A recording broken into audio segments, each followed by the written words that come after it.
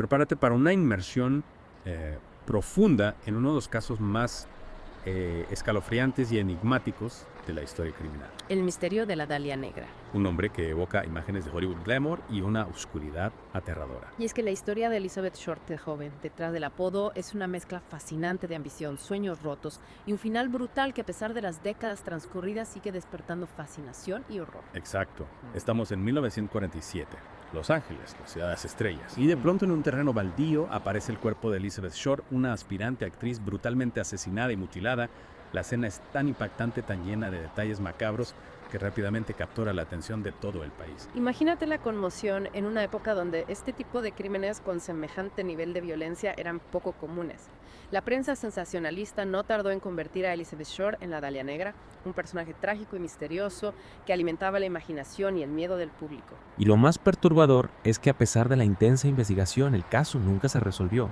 Hay teorías, sospechosos, pistas, pero ninguna respuesta definitiva. ¿Qué crees que hace que este caso siga siendo tan relevante después de tantos años? Creo que la falta de una resolución, la brutalidad del crimen y la figura casi mítica que se creó alrededor de Elizabeth Short son elementos que nos atrapan. Además, el caso de la Dalia Negra nos confronta con la vulnerabilidad, la oscuridad que puede esconderse tras la fachada de una ciudad como Los Ángeles y la obsesión por encontrar respuestas a preguntas que quizás no tengan solución. Es como si el misterio de Dalia Negra reflejara un lado oscuro de la sociedad, ¿no? Una especie de recordatorio de que el mal puede estar más cerca de lo que imaginamos. Pero antes de adentrarnos en las teorías y los sospechosos, me gustaría comprender mejor a la víctima.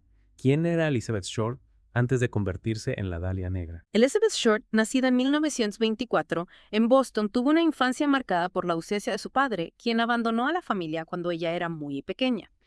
Desde joven demostró una fascinación por el mundo del espectáculo, soñaba con ser actriz, con ser famosa. Su belleza, que según los testimonios era notable, la impulsó a mudarse a California a principios de los años 40, buscando una oportunidad en Hollywood. Es decir, Elizabeth era una chica con sueños, con aspiraciones como tantas otras que llegaban a la ciudad buscando una vida mejor. ¿Qué tipo de vida llevaba en California? Bueno, su vida en California estuvo llena de altibajos. Trabajó como camarera, tuvo romances fugaces, se movía constantemente entre ciudades buscando su lugar en un mundo que a veces puede ser muy duro. Su belleza, que era su mayor atributo, también la convirtió en blanco de atención no deseada, exponiéndola a situaciones peligrosas. ¿Y qué sabemos de su personalidad? ¿Qué dicen las personas que la conocieron? Los testimonios de quienes la conocieron la describen como una joven, amable, soñadora, un poco ingenua quizás, pero con una gran determinación por alcanzar sus metas. Hay quienes la recuerdan como una chica tímida, otros como una joven extrovertida que disfrutaba de la vida nocturna. Lo cierto es que detrás de la imagen de la Dalia Negra, creada por la prensa, había una persona real con sus sueños, sus miedos, sus deseos. Es interesante cómo la prensa puede transformar a una persona en un símbolo, a veces olvidando que detrás de la noticia, detrás del misterio, hay una historia humana. En este caso, la historia de Elizabeth Short termina de forma abrupta y trágica. El 15 de enero de 1947, su cuerpo aparece en un terreno baldío, y la escena del crimen es sin duda una de las más impactantes en la historia criminal. Efectivamente, el cuerpo de Elizabeth fue encontrado mutilado de una forma extremadamente cruel. Estaba completamente desnudo, cortado a la mitad con cortes en el rostro que le dibujaban una sonrisa macabra, la llamada sonrisa de Glasgow, una técnica que se usaba en las peleas callejeras para dejar cicatrices deformantes. Y lo más escalofriante es que la autopsia reveló que la habían torturado durante días. Es difícil imaginar el sufrimiento que debió pasar esa pobre chica. ¿Y qué revelaron las investigaciones sobre la causa de muerte? La causa de muerte fue una combinación de golpes en la cabeza y la pérdida masiva de sangre, lo que indica que el asesino no solo buscaba acabar con su vida, sino infligirle un dolor terrible.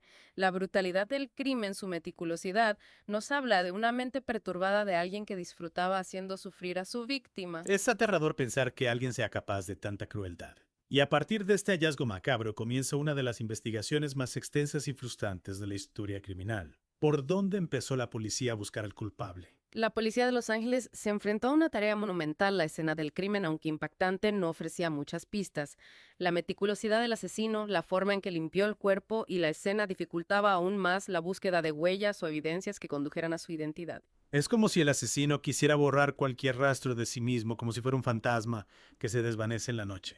¿Pero hubo algún elemento que destacara en la investigación, algún hilo del que la policía pudiera tirar? Hubo un elemento que inquietó a todos, que añadió un nuevo nivel de misterio a la investigación.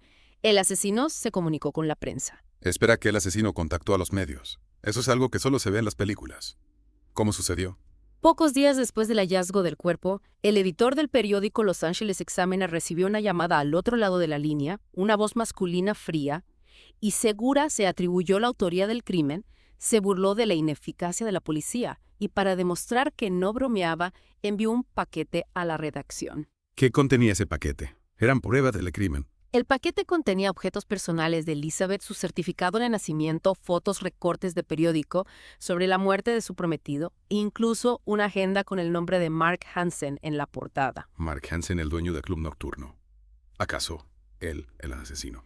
Hansen se convirtió en el principal sospechoso. La policía investigó su relación con Elizabeth y aunque se confirmó que la conocía y que había intentado seducirla en varias ocasiones, no encontraron pruebas concluyentes para vincularlo al crimen. Entonces la agenda fue una pista falsa. O tal vez el asesino quería desviar la atención de la policía hacia Hansen. Esa es una posibilidad. El asesino jugaba al gato y al ratón con la policía, enviando pistas, mensajes, creando una atmósfera de terror y confusión. Y mientras la investigación se centraba en Hansen, apareció otro personaje clave, Robert Red Manley, el último que vio con vida a Elizabeth. ¿Qué sabemos de Robert Manley? ¿Tenía algún tipo de relación con Elizabeth? Manley era un vendedor, un hombre casado aparentemente normal. Se encontró con Elizabeth por casualidad. Ella le contó que no tenía dónde ir y el compadecido la llevó a un motel. Al día siguiente la acompañó a la estación de autobuses y la vio por última vez frente al Hotel Cecil. Y Manley admitió haber estado con Elizabeth. ¿Qué dijo la policía al respecto? Manley no solo admitió haber estado con Elizabeth, sino que su testimonio fue corroborado por varios testigos. Se sometió a una prueba de polígrafo que superó sin problemas. Sin embargo, la maleta de Elizabeth que ella había dejado en la estación de autobuses desapareció misteriosamente. Es decir, la última persona que ve a Elizabeth con vida la deja frente al Hotel Cecil y luego la maleta desaparece. Parece sospechoso, ¿no? La policía investigó a Manley más a fondo. Por supuesto, Manley se convirtió en otro de los principales sospechosos, pero a pesar de los interrogatorios y la intensa vigilancia, no encontraron pruebas que lo vincularan al asesinato. Entonces tenemos a Hansen, el dueño del club nocturno, a Manley, el último que la vio con vida, y un asesino que se burla de la policía a través de los medios. Es un escenario digno de una novela de misterio. ¿Y qué pasó después? Hubo más pistas, más cartas del asesino. Sí, el asesino que para entonces ya era conocido como el Vengador de la Dalia Negra, un apodo que él mismo había usado en sus cartas, continuó comunicándose con la prensa, envió más cartas llenas de detalles escabrosos del crimen e incluso envió el bolso y un zapato de Elizabeth, objetos que Manley reconoció como suyos. ¿Por qué crees que el asesino hacía esto? Buscaba notoriedad, quería demostrar su superioridad. Es difícil saber con certeza qué pasaba por la mente del asesino. Algunos expertos creen que buscaba notoriedad, que disfrutaba viendo cómo la policía se esforzaba en vano por atraparlo. Otros creen que sufría algún tipo de trastorno mental, que lo impulsaba a comunicarse, a dejar una huella, a jugar con la policía. Lo cierto es que sus acciones convirtieron el caso en un espectáculo mediático, una macabra obra de teatro que tenía en vilo a toda la nación. Y en medio de este espectáculo, la figura de Elizabeth Short se desdibujaba. La prensa sensacionalista, en su afán por vender noticias, la había transformado en la Dalia Negra, un personaje casi mítico alejado de la persona real que había sido. Es una tragedia dentro de la tragedia. Elizabeth Fiena, una joven con sueños y aspiraciones, se convirtió en un objeto de morbo, una imagen que se reproducía en los periódicos, en las conversaciones, pero que poco a poco se alejaba de la realidad de su vida, de su sufrimiento. Y mientras la prensa especulaba, la policía seguía buscando respuestas. Hubo más sospechosos. Se logró avanzar en la investigación. La policía interrogó a cientos de personas, investigó cada pista, cada llamada anónima, cada teoría que surgía, pero el caso se enfriaba, la frustración crecía, y la sombra de la Dalia Negra se extendía sobre Los Ángeles como un recordatorio de que la oscuridad podía vencer a la luz de que la justicia no siempre llegaba. Es como si el asesino hubiera logrado su objetivo: desaparecer sin dejar rastro, convertirse en una leyenda, en un fantasma que atormentaría la ciudad por décadas. ¿Pero acaso el caso de la Dalia Negra se cerró para siempre? No hubo más intentos por resolverlo, por encontrar al culpable. El caso de la Dalia Negra nunca se cerró del todo a lo largo de los años. Han surgido nuevas teorías, nuevas pistas, nuevos sospechosos, y aunque ninguna ha logrado resolver el misterio por completo, algunas han arrojado luz sobre aspectos del caso que antes permanecían en la sombra. Es decir, que aún hay esperanza de que algún día se descubra la verdad. Hablando de nuevas teorías, hay una que ha generado mucho debate, una teoría que apunta a un sospechoso inesperado, George Hodel, un reconocido médico de Los Ángeles. Efectivamente, la teoría de George Hodel, propuesta por su propio hijo Steve Hodel, ha reavivado el interés por el caso y nos lleva a una nueva inmersión en las profundidades de este misterio sin resolver. Y esa es una historia que nos espera en la siguiente parte de nuestro Deep Dive. Si retomamos la intrigante teoría que apunta a George Hodel, un respetado médico de Los Ángeles, como posible responsable del brutal asesinato de Elizabeth Short, lo que hace esta teoría aún más impactante es que fue propuesta por su propio hijo Steve Hodel, un ex detective de homicidios. Espera, el propio hijo del sospechoso. Eso sí que es una vuelta de tuerca inesperada. ¿Qué llevó a Steve Hodel a sospechar de su padre? ¿Acaso había indicios de algún secreto familiar que apuntara hacia George Hodel? La historia es fascinante.